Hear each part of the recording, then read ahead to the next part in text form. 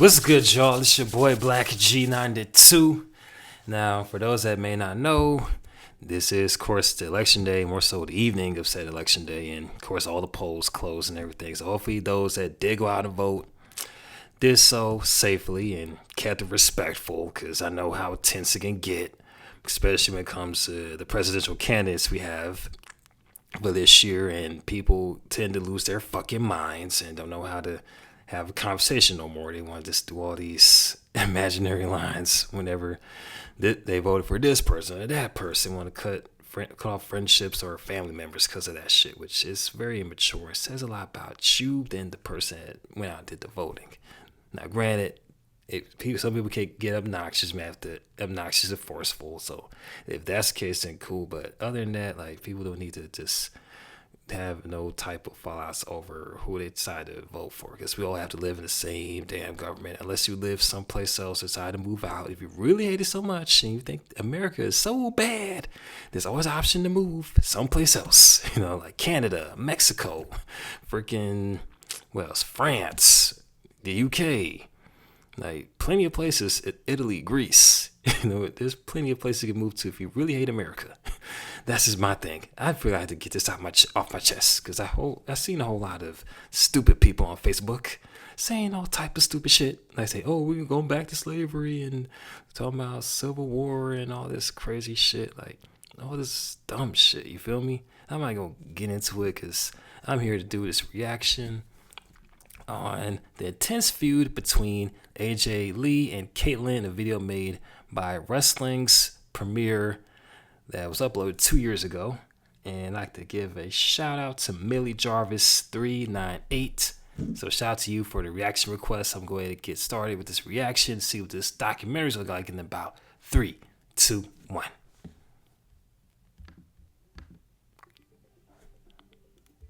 A friendship torn apart because of ego and greed. Wrong. AJ was just crazy. Now, as you may know, AJ and Kaitlyn's friendship was born out of NXT Season 3. AKA the season where they just gave up and allowed Michael Cole to say whatever the hell he wanted at the time. A while later, they become a tag team on SmackDown, finding no success. And let's be honest, they didn't do much. The team won some, but lost mostly. And after Daniel Bryan became AJ's boyfriend, it all changed. After Bryan dumped her, she was lost, and Kaitlyn wanted to be a helping hand in such a dark time. But the only hand everyone saw was AJ's. Hey, that's how it goes. Just end up lost when you break up with somebody that you've been with. Depending on how long, and of course, it depends how serious it is. Of course, it can get intense once you break up with someone. And you may need someone to hold you down. But I'm going to remind you. On SmackDown, finding no success, and let's be honest, they didn't do much. The team won some, but lost mostly. And after Daniel Bryan became AJ's boyfriend, it all changed. After Bryan dumped her, she was lost, and Kaitlyn wanted to be a helping hand in such a dark time. But the only hand everyone saw was AJ's going directly into Kaitlyn's face. Damn. That damn slap was more than personal. A week later, she apologized, but Kaitlyn felt that the whole Daniel Bryan thing has got to end, so she delivered a sequel. So now we finally know what Light It Up means in AJ's song.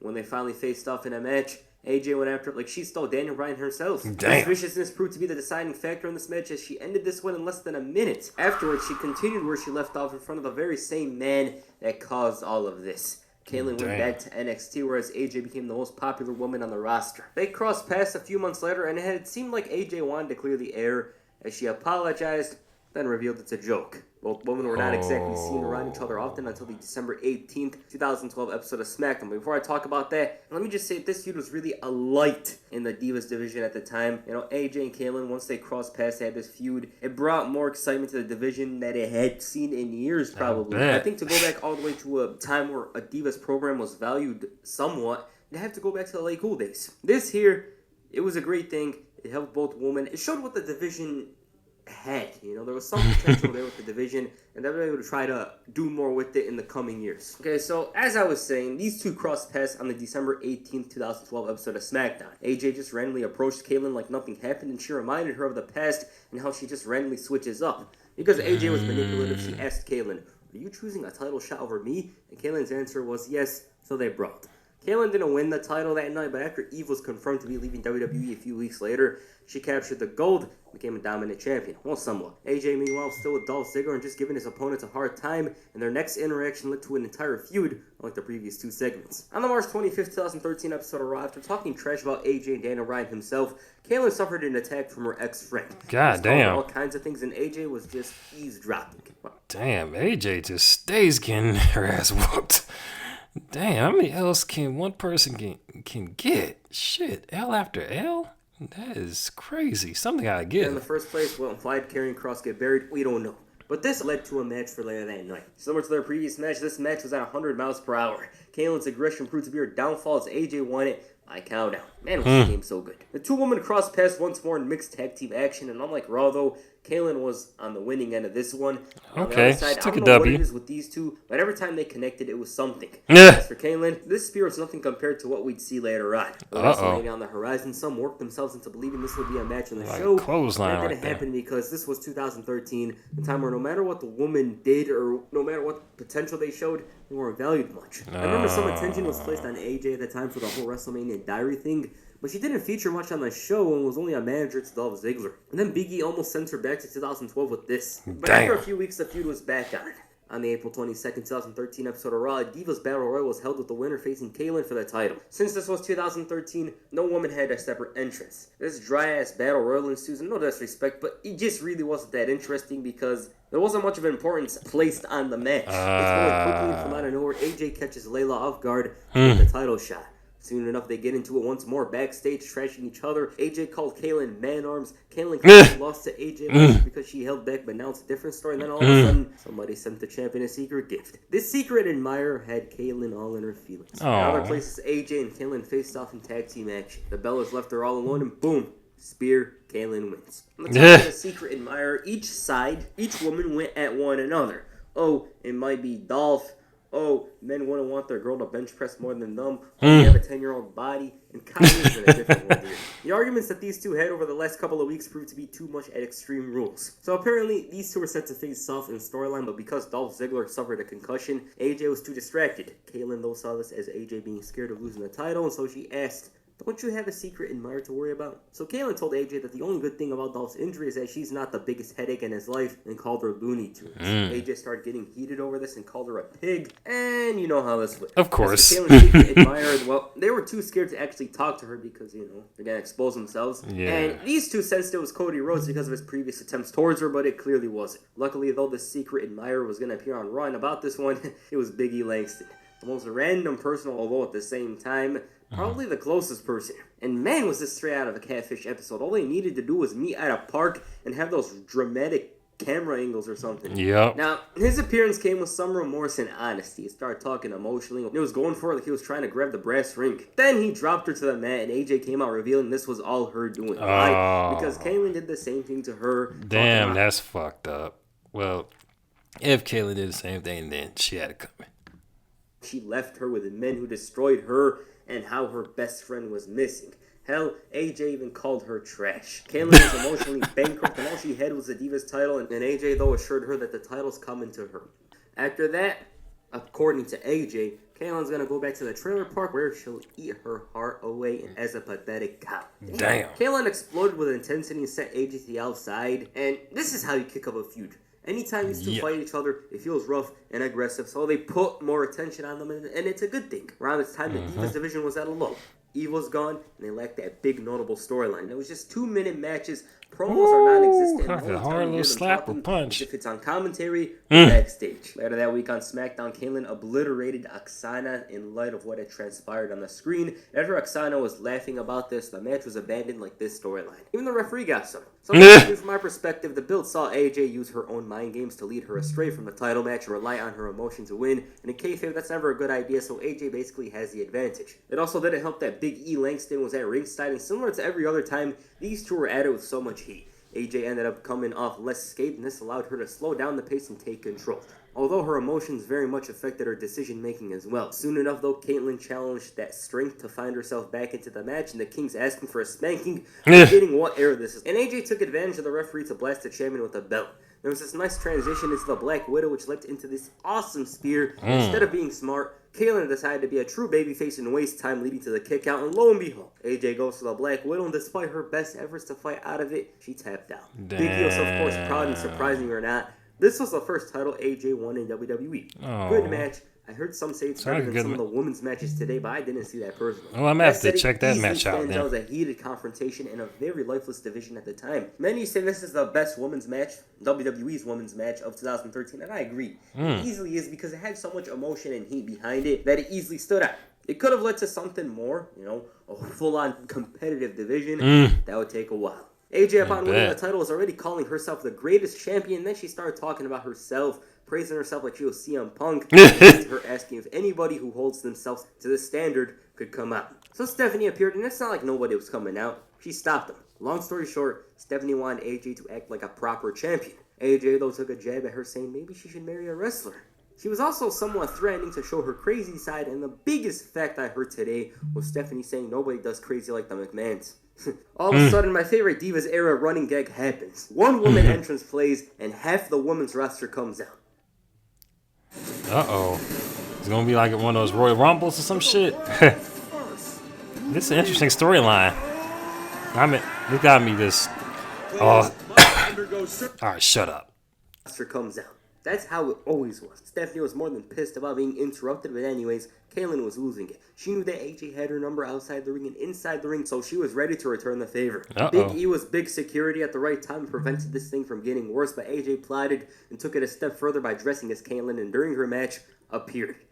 She mocked her, saying she was happy that somebody was as big as her, has a deep voice like her, and Kaitlyn in the ring was ready to fight, but Layla was there. Later that week, the situation was flipped over. She made a mockery out of AJ, who, despite using the same tactic to infuriate Kaitlyn, lost after Kaitlyn claimed she was with Mark Eaton and the Doctor. Hell, Kaitlyn even claimed that she was with Lillian Garcia. This AJ Lee impression seemed to have gone under her skin, and Big E's looking like he regretted his decision. Like, man, he let her go. In the ring, AJ loses it but gets consoled with a spear. Big E this week looks like he got a race to take care of AJ, but that's not the point. Instead of all the weird tactics, AJ was straight up. She called Kaitlyn trash and brought out a picture of her modeling, and to her, this was a sign of where she was heading after losing the title match.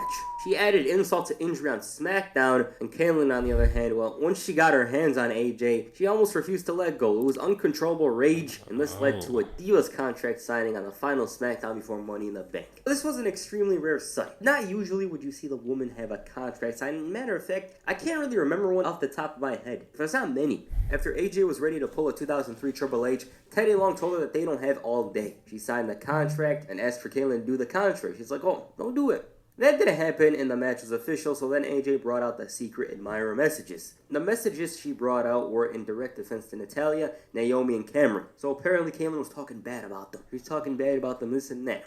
Kaitlyn smashes the phone, and AJ mocks her to the enjoyment of the crowd. Once the challenger finally spoke, she realized that AJ manipulated her and she lost everything. But in spite of this, she refused to let this psychopath destroy her. Whenever AJ hears the P or C word, you know what happens. Of course. Beating, Big E gets slapped, and to top it all off, Kaitlyn delivered the spear with a world-class sell from AJ. Either that or Kaitlyn just went all out. But either way, it was a nice visual to see that spear go down. He literally speared her inside out. I can't get it out of my mind. It's just something crazy. The match was nice. In the Divas era, the woman's build is often forgettable and just flat. Further back, you'd have to go for a meaningful woman's storyline. Probably to the days of Lay Cool, like I said earlier, although I might be wrong. You can easily notice there was more effort put into this, and in turn, more of the crowd reacted to the story. At its core, this story was about the delusional AJ losing herself and in turn losing her best friend. Her efforts to bring back the previous relationship were more than unsuccessful, and despite being single-handedly responsible for the friendship going south, she felt that she was wronged, and in light of all this, she engaged in reverse psychology and tried bringing Kaitlyn to that very same point. She brought in a secret admirer, called her fat and useless, and of course taken the title away. At some points, Kaitlyn gave into this, but now she's back in form and is poised to reclaim the title. While this match wasn't no payback, it's nice, and once again the commentary were arguing about some outdated reference, as is the usual, because while making this video, I heard that a couple of times. With that said, Kaitlyn's arm proved to be her biggest weakness in the match. Even then, she fought through, gained form at the best time, but then taking her time greatly affected the challenger and allowed AJ to go to the top. She gets pushed away, and Big E makes the save spear, but it doesn't mean much in the grand scheme of things because the arms hurt, and once again AJ locks in the Black Widow, and after a while she taps. At the same time, relationship issues with Dolph Ziggler caused her to go off the deep end. Dolph was happy to end things with her and found a person who shared similarities in Kaitlyn. Not him. Why do you gotta bully him? AJ's distractions caused her form to fall off in this match against Kaitlyn, and this gave her yet another title shot. This time though, unlike the others, it was in Houston, her hometown, in the same place where she captured the title in the first place. Now, I'm not going to act like this match was something. It was not. It's not. It was literally the light version of their previous matches. It's like back in the day you had to buy the PS2 version of a game, even though the Xbox version was much better. Yeah. This is literally it. That's how I feel about this match. Then from out of nowhere, Layla pulled the most random heel turn. Not in the, wow, what's happening? But like, what? And not in a good way. It's not like, what? Like, shock is like, why? This leads to the Black Widow, and AJ retains. Cole's like he's flabbergasted, but I doubt that. Even though the feud was fizzling out, AJ was still costing Kaitlyn matches, so it quickly reheated. This drama between Dolph, Kaitlyn, AJ, Big E all made its way to Miss TV. AJ was so damn insecure here. She complained about how men hurt her, whatever. Kaitlyn was ready to kick her ass because this was annoying him. The Miz booked a mixed tag team match for SummerSlam because he's the host. That match happens, and there's not much to say about it except that it ended the feud between AJ and Kaitlyn. The good side won it, and they went their separate ways. AJ and Kaitlyn wouldn't face off until the January 8th, 2014 episode of Main Event, which was actually Kaitlyn's last match in WWE. Even though AJ won, she felt the need to dive onto Kaitlyn and hug her. She's all confused, but that boo certainly answered her question.